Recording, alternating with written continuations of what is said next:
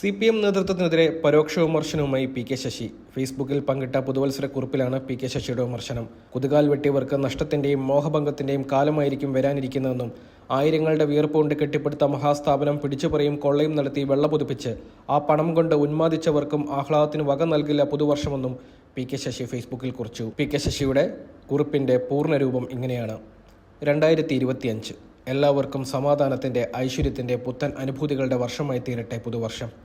2024 പ്രതിസന്ധിയുടെ ഒരു കാലം.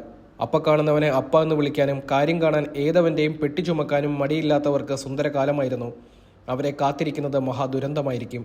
മദ്യവും അതിനു മുകളിൽ കഞ്ചാവും അടിച്ച് ഘോരഘോരം മദ്യത്തിനും മയക്കുമരുന്നിനുമെതിരെ പ്രസംഗിക്കുന്നവരുടെ നല്ല കാലം കഴിയുന്നു. ആയിരങ്ങളുടെ വിയർപ്പ് കൊണ്ട് കെട്ടിപ്പടുത്ത മഹാസ്ഥാപനം പിടിച്ചുപറിയും കൊള്ളയും നടത്തി വെള്ളപുതപ്പിച്ച് ആ പണം കൊണ്ട് ഉന്മാദിച്ചവർക്കും ആഹ്ലാദത്തിന് വക നൽകില്ല പുതുവർഷം. ശത്രുവിന്റെ ആയുധം വേണ്ട, അവരുടെ അലർച്ചയ്ക്ക് മുമ്പിൽ പോലും ഓടി ഒളിക്കുന്ന പരാക്രമകാരികളുടെ കാലം അവസാനിക്കും. സന്മനസ്സുള്ളവർക്ക് സമാധാനം കിട്ടുന്ന പുതിയ വർഷത്തെ ആവേശത്തോടെ നമുക്ക് വരവേൽക്കാം. കൂടെ നിന്ന് കുതികാൽ വെട്ടിയും ചതിച്ചും ഖിയാമന്നാൾ വരെ സുഖിക്കാമെന്ന് കരുതുന്നവർക്ക് നഷ്ടത്തിന്റെയും മോഹഭംഗത്തിന്റെയും കാലമായിരിക്കും വരാനിരിക്കുന്നത്. ഒന്നിനു മുമ്പിലും ആത്മാഭിമാനം പണയപ്പെടുത്താതിരിക്കുക, ആരുടെ മുന്നിലും ചെറുതാവാതിരിക്കുക, എവിടെയും സ്വന്തം അഭിപ്രായം പറയാൻ മടിക്കാതിരിക്കുക, ഉയിര് പോകും വരെ ഉശിര് കൈവിടാതിരിക്കുക.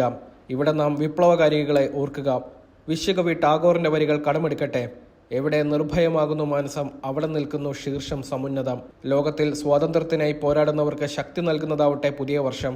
ഒരു കൈയിൽ സമാധാനത്തിന്റെ ഒലിവിലക്കൊമ്പും മറുകൈയിൽ പോരാട്ടത്തിന്റെ മെഷീൻ ഗണ്ണുമായി നിൽക്കുന്ന പലസ്തീൻ പോരാളികളാണ് നമുക്ക് ആവേശം നൽകേണ്ടത്.